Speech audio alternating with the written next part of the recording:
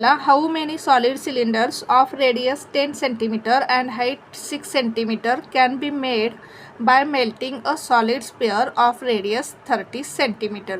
काय सांगितलेलं आहे पहा आपल्याला, एक सॉलिड स्पेअर आहे, त्याची रेडियस दिलेली आहे 30 सेंटीमीटर. हा सॉलिड स्पेअर आपल्याला मेल्ट करायचा आहे आणि याच्यापासून आपल्याला काय करायचे आहेत, सॉलिड सिलेंडर्स तयार करायची आहेत आणि त्याचं मेजरमेंट काय असणार आहे, रेडियस 10 सेंटीमीटर असणार आहे आणि हाईट 6 सेंटीमीटर असणार आहे. आणि अशी किती सॉलिड सिलेंडर्स आपल्याला सॉलिड स्पेअर मेल्ट करून तयार करता येतील हे आपल्याला विचारलेलं आहे. पहा कसं सॉल्व करता येईल आपल्याला एक्झाम्पल. आता काय दिलेलं आहे पहा, आपल्याला एक सॉलिड स्पेअर दिलेला आहे, त्याची रेडियस दिलेली आहे 30 सेंटीमीटर. हा सॉलिड स्पेअर आपल्याला मेल्ट करायचा आहे आणि त्याच्यापासून आपल्याला काय करायचे आहेत, सिलेंडर्स तयार करायची आहेत.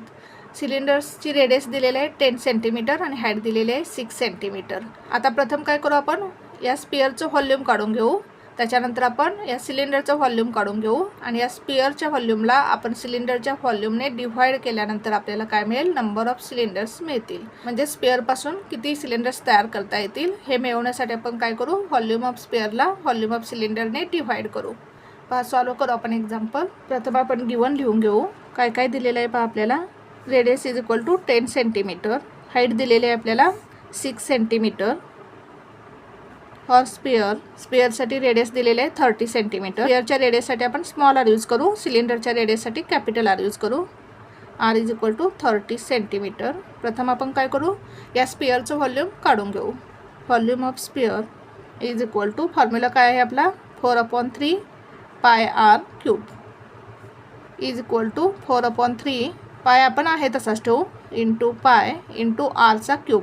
रेडियस किती आहे 30, म्हणजेच काय 30चा cube is equal to 4/3 into pi. 30चा क्यूब म्हणजेच काय, 30चं 3 वेळा मल्टिप्लिकेशन.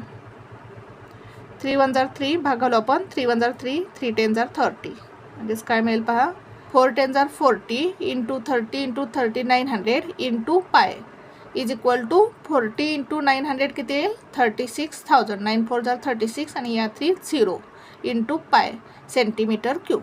आता आपण व्हॉल्यूम ऑफ सिलेंडर काढून घेऊ. पाय आपण आहे तसा ठेवू, इंटू आर स्क्वेअर. रेडियस किती आहे पहा, आरचा स्क्वेअर म्हणजेच 10 into 10 into H. H means height किती दिलेले आहे 6 into 6 is equal to pi into 10 10 जार 100, 100 इंटू 6 600 पाय इंटू 600 म्हणजे 600 पाय.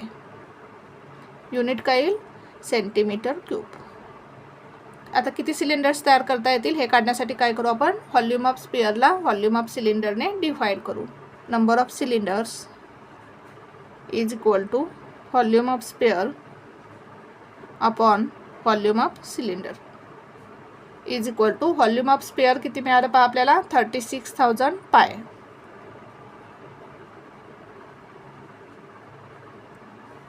आणि व्हॉल्यूम ऑफ सिलेंडर काय मिळालं, 600 पाय.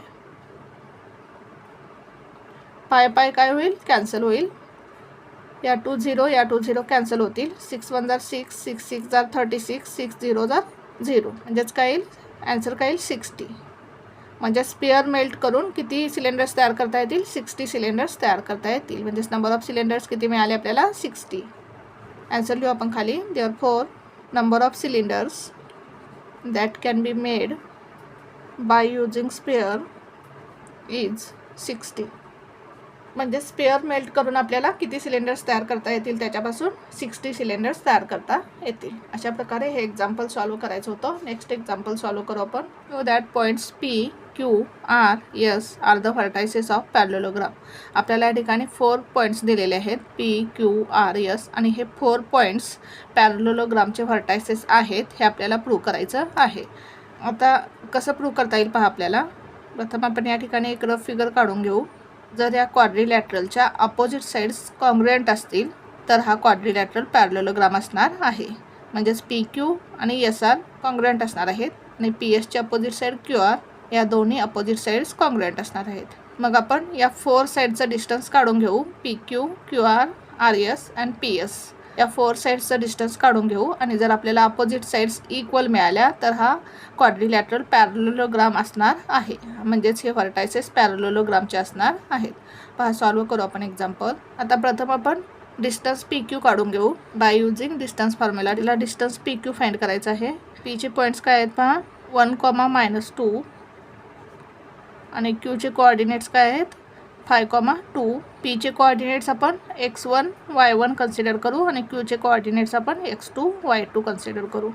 Therefore distance P Q, distance formula काय आहे x2 - x1 bracket complete the whole square plus y2 - y1 bracket complete the whole square. Reason लिहू आपण by distance formula is equal to under root. आता x2 - x1, x2 किती आहे 5, x1 किती आहे 1, म्हणजेच 5 - 1 bracket complete the whole square plus y2 - y1, y2 किती आहे 2 आणि y1 किती आहे -2, y2 2 मायनस y1 किती आहे -2 आपण ब्रॅकेटमध्ये लिहू. Bracket complete the whole square is equals to under root 5 - 1 4, 4चा स्क्वेअर प्लस मायनस मायनस काय होईल या ठिकाणी प्लस होईल 2 + 2 4, 4चा square is equals to under root 4चा स्क्वेअर 16 प्लस 4चा स्क्वेअर 16 इज इक्वल्स टू 16 + 16 किती येईल 32.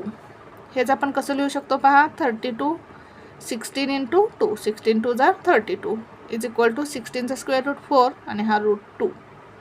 म्हणजेच आपल्याला डिस्टन्स पी क्यू किती मिळालं 4√2. आता आपण डिस्टन्स क्यू आर फाइंड करू. क्यूचे पॉईंट्स काय आहेत पहा 5,2 आणि आरचे कोऑर्डिनेट्स काय आहेत 3,-1. क्यूचे कोऑर्डिनेट्स आपण x1 y1 कन्सिडर करू, आरचे कोऑर्डिनेट्स आपण x2 y2 कन्सिडर करू.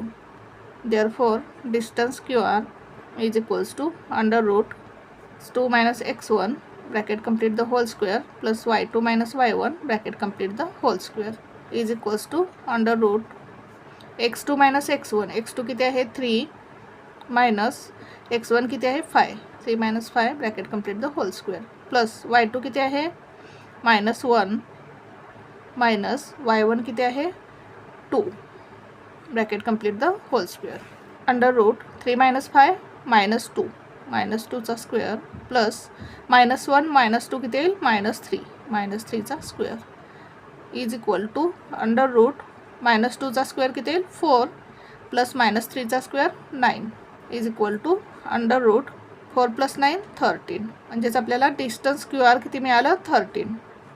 याला देऊ आपण इक्वेशन नंबर 1, याला देऊ आपण इक्वेशन नंबर 2. आता आपण डिस्टन्स आर एस काढून घेऊ. डिस्टन्स आर एस, आरचे पॉईंट्स लिहून घेऊ आपण. आरचे पॉईंट्स काय आहेत 3,-1 आणि एसचे कोऑर्डिनेट्स काय आहेत -1, -5. आरचे कोऑर्डिनेट्स आपण x1 y1 कन्सिडर करू, एसचे कोऑर्डिनेट्स आपण x2 y2 कन्सिडर करू. Therefore distance R S is equal to, आता आपल्याला प्रत्येक वेळेस फॉर्म्युला लिहिण्याची गरज नाही. Under root x2 - x1, x2 किती आहे पहा -1 मायनस x1 किती आहे 3 bracket complete the whole square plus y2 - y1, y2 किती आहे -5 मायनस y1 किती आहे -1 आपण ब्रॅकेटमध्ये लिहू. Bracket complete the whole square is equal to under root -1 - 3, -1 - 3 किती येईल -4, 4चा स्क्वेअर प्लस -5 मायनस मायनस काय होईल +1 bracket complete the whole square is equal to under root -4चा स्क्वेअर 16 प्लस -5 + 1 किती येईल -4 आणि -4चा स्क्वेअर काय येईल 16 इज इक्वल टू 16 + 16 किती येईल 32. हे 32 आपण कसं लिहू शकतो पहा 16 2 = 32, 16चा स्क्वेअर रूट 4 आणि हा रूट 2. म्हणजेच आपल्याला डिस्टन्स आर एस किती मिळालं 4√2. आता आपण डिस्टन्स पी एस काढून घेऊ.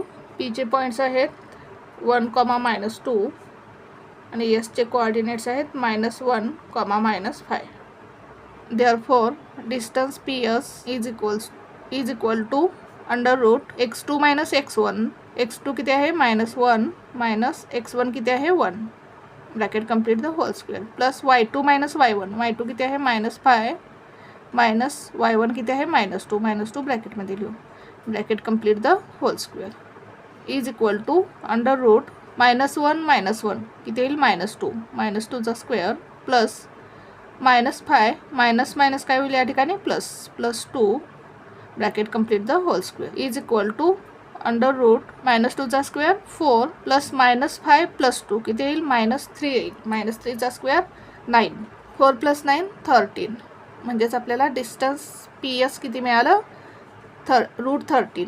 याला देऊ आपण इक्वेशन नंबर 4. याला देऊ आपण इक्वेशन नंबर 3. आता इक्वेशन 1 आणि इक्वेशन 3 मध्ये आपल्याला डिस्टन्स इक्वल मिळालेला आहे 4√2 4√2 म्हणजेच PQ आणि RS या दोन साईड्स काय आहेत इक्वल आहेत. PQ आणि RS या दोन्ही साईड्स इक्वल मिळाल्या आपल्याला म्हणजेच या दोन्ही अपोजिट साईड्स काय आहेत इक्वल आहेत. आणि इक्वेशन 2 आणि इक्वेशन 4 म्हणजेच साईड QR आणि साईड PS दोन्हीचं डिस्टन्स काय आहे इक्वल आहे √13 म्हणजेच PS आणि QR या दोन साईड्स इक्वल आहेत म्हणजेच अपोजिट साईड्स काय आहेत कॉन्ग्रुएंट आहेत. म्हणजेच हा क्वाड्रिलॅटरल पॅरलेलोग्राम आहेत कारण आपल्याला अपोजिट साईड्स काय मिळालेले आहेत इक्वल मिळालेले आहेत. जो आपण खाली from equation 1 and 3 distance PQ is equal to distance RS. Distance PQ is equal to distance RS. Therefore, PQ congruent RS. From equation 2 and 4, distance QR is equal to distance PS. Distance QR is equal to distance PS. Therefore, QR congruent PS. In quadrilateral PQRS, opposite sides are congruent. Therefore, it is parallelogram. Therefore, points PQRS are the vertices of parallelogram. अशा प्रकारे आपल्याला example solve करायचं होतं.